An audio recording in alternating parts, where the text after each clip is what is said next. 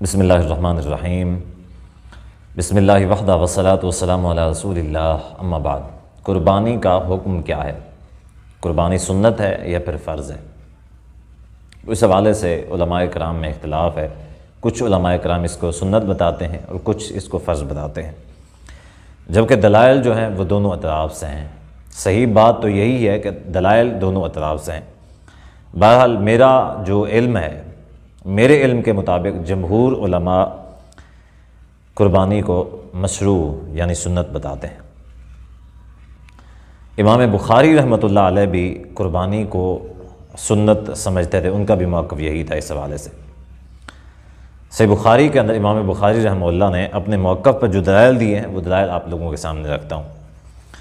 حضرت عبداللہ بن عمر رضی اللہ تعالیٰ عنہ کا قول امام بخاری رحمۃ اللہ نے نقل کیا کہ وقال ابن عمر ہی سنت معروفہ، کہ عبداللہ بن عمر رضی اللہ تعالیٰ عنہ فرمایا کرتے تھے کہ یہ معروف سنت ہے، تو اس سے امام بخاری رحمہ اللہ نے اس کو سنت ثابت کیا ہے۔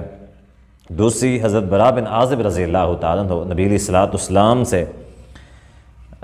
والسلام کے بارے میں فرماتے ہیں کہ آپ علیہ الصلاۃ والسلام نے فرمایا کہ ہمارے عید کے دن کی ابتدا جو ہے وہ نماز سے ہوتی ہے، اس کے بعد پھر ہم قربانی کرتے ہیں۔ جو شخص اسی ترتیب کے اوپر چلتا ہے فقد اصاب سنتنا، تحقیق وہ ہماری سنت کے اوپر ہے۔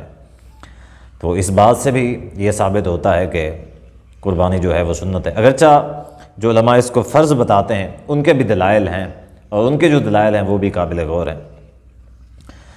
اب یہاں پہ ایک بات جو میں کرنا چاہوں گا وہ یہ کہ ہمارے معاشرے میں آج کل کے دور میں جو ملحدین ہیں، لبرل یا سیکولر طبقہ ہے، وہ قربانی کے حوالے سے کہتے ہیں کہ چونکہ قربانی سنت ہے تو آپ ہر سال لاکھوں کی قربانیاں کرتے ہیں، تو اس سے بہتر یہ نہیں ہے کہ آپ جہاں پہ 1 لاکھ کا 2 لاکھ کا جانور خریدتے ہیں، اور کئی سارے لوگ ایسے ہیں جو کروڑوں میں جانور خریدتے ہیں، کئی سارے جانوروں کی قربانیاں کرتے ہیں، تو اس سے بہتر نہیں ہے، یہ نہیں ہے کہ آپ کسی غریب کے بیٹی کی شادی کروا دیں، کسی غریب کی مدد کر دیں، اتنے اللہ کے راستے میں دے دیں، یا پھر ایسے ہی کسی مستحق کسی کی مدد کر دیں، تو یہ قربانی کرنے کی بجائے آپ یہ کام کیوں نہیں کر دیتے؟ تو یہاں پہ سمجھنے والی بات یہ ہے کہ قربانی جو ہے یہ اللہ تعالیٰ کا حق ہے، اور اللہ تعالیٰ کا جو حق ہے وہ بندوں کو نہیں دیا جا سکتا۔ تو اس حوالے سے یہی ہے کہ قربانی اللہ تعالیٰ کا حق ہے، لہٰذا اللہ تعالیٰ کا حق اللہ تعالیٰ کو ہی دینا چاہیے، کسی اور کو نہیں دینا چاہیے۔ اچھا، دوسری بات یہ ہے کہ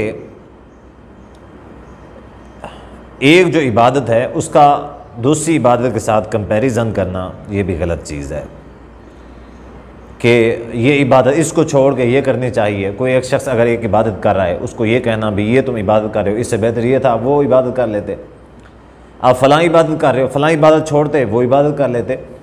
تو ایک عبادت کے مقابلے میں دوسری عبادت کو چھوڑنا اور ترک کرنا، اس کو حقیر بتانا، یہ ایک اچھی چیز نہیں ہے، مناسب چیز نہیں۔ اور تیسری بات جو سمجھنے والی ہے وہ یہ ہے کہ ہمارے معاشرے میں ایسے بہت سارے لوگ ہیں جو مہنگی گاڑیاں، مہنگے گھر، ٹھیک ہے، مہنگے موبائل اور مہنگی چیزیں استعمال کرتے ہیں۔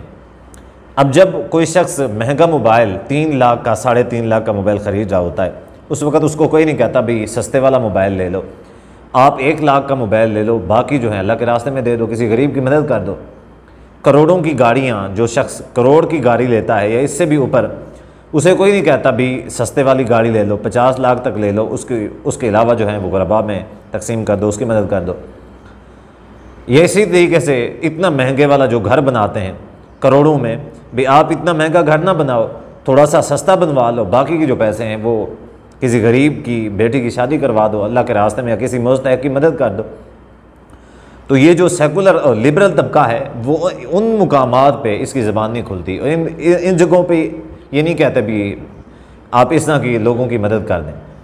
جب یہاں پہ بات آتی ہے اللہ تعالیٰ کی حق کی، اللہ تعالیٰ کا جو حق ہے اس کی بات آتی ہے، پھر یہ ان کو غرباء بھی یاد آ جاتے ہیں، ان کو مساکین بھی، اللہ ترسی ان کو بہت زیادہ آ جاتی ہے ان کے ذہن میں۔ اچھا، یہی لوگ ہوتے ہیں جن کے پاس مہنگی چیزیں ہوتی ہیں، یہ اپنی مہنگی چیزیں، اتنی جو لگژری لائف جی رہے ہوتے ہیں، اس کو تھوڑا سا ہلکا کر لیں، اور غرباء اور مستحقین جو ہیں، جو ہمارے معاشرے کے محتاج لوگ ہیں، معذور لوگ ہیں، ان کی مدد کیوں نہیں کرتے؟ اتنی مہنگی مہنگی جو چیزیں خریدتے ہیں ان کی مدد کر دیں۔ تو اصل میں ان کا جو مقصد ہوتا ہے وہ ان کا مقصد صرف اور صرف یہی ہوتا ہے کہ جو اللہ تعالیٰ کا حق ہے اس سے لوگوں کو ہٹایا جائے، جو دین اسلام ہے اس کا جو اصل چہرہ ہے اس کو کسی بھی طریقے سے لوگوں کے ذہن میں وسوسے ڈال کے اس سنت کو ترک کروایا جائے۔ تو یہ سنت ہے، یہ ایسی سنت ہے کہ جو جب سے یہ شروع ہوئی ہے تب سے کبھی بھی ایسا نہیں ہوا کہ اس سنت کو مسلمانوں نے کبھی بھی ترک کیا ہو۔ یہ ایک متواتر سنت چلتی آ رہی ہے ہمیشہ۔ پھر اکثر جو لوگ ہوتے ہیں معاشرے کے وہ ہمیشہ اس سنت کے اوپر عمل کرتے چلے آ رہے ہیں، تو اس سنت کو کبھی بھی ترک نہیں کرنا چاہیے۔ جو صاحب استطاعت ہیں ان کے لیے یہی ہے کہ وہ اس سنت کے اوپر عمل کریں۔